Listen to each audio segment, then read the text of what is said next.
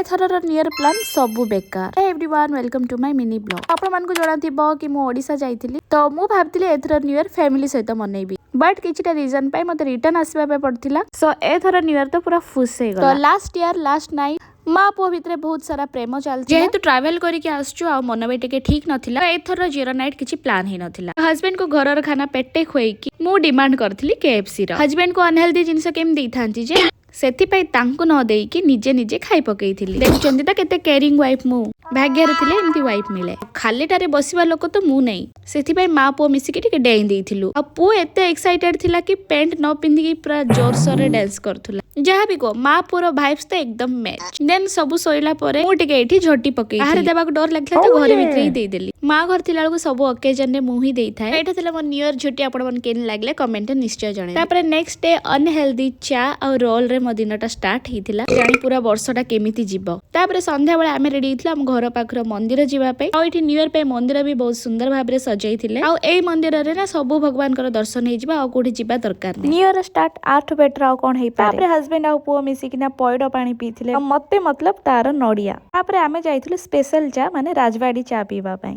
एठो चा बहुत ही भल लागे। देन मो फेवरेट जगह रो किछि जलेबी नै कि आमे पळे आस्थिलु घर को आसी संगे संगे डिनर पेपर लागि जाइथिले। आ मु आज बनौथुली पियाज परोटा। जेबेठु मु एई वे रे बनौची आलू कोबी परोटा सब भूली जाइछु।